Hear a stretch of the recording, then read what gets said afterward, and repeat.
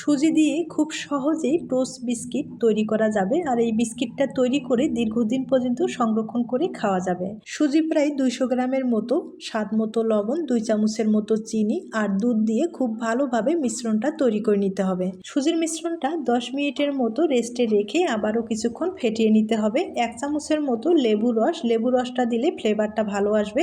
আর একটা ইনো দিয়ে খুব ভালোভাবে মিশ্রণটা তৈরি করে নিলাম। আপনারা চাইলে এখানে ইনোর বদলে বেকিং পাউডার, বেকিং সোডাও ব্যবহার করতে পারেন। এখন কিন্তু 20 মিনিটের মতো বেক করে নিতে হবে আর খুব সুন্দর হয়েছে, দেখতেই পারছেন। এখন সাইজ অনুযায়ী কেটে নিতে হবে। ঘরে থাকা সামান্য কিছু উপকরণ দিয়ে এরকম ধরনের রেসিপিগুলো কিন্তু সহজেই তৈরি করে নিতে পারেন আর বাচ্চারাও ভীষণ পছন্দ করবে। কেটে নেওয়ার পরে আবারও 10 মিনিটের মতো বেক করে নিতে পারেন অথবা হালকাভাবে তেলে ভেজে একবারে মুচমুচে করে তৈরি করে নিতে পারেন। আর এগুলো কিন্তু দীর্ঘদিন পর্যন্ত সংরক্ষণ করে খেতে পারবেন।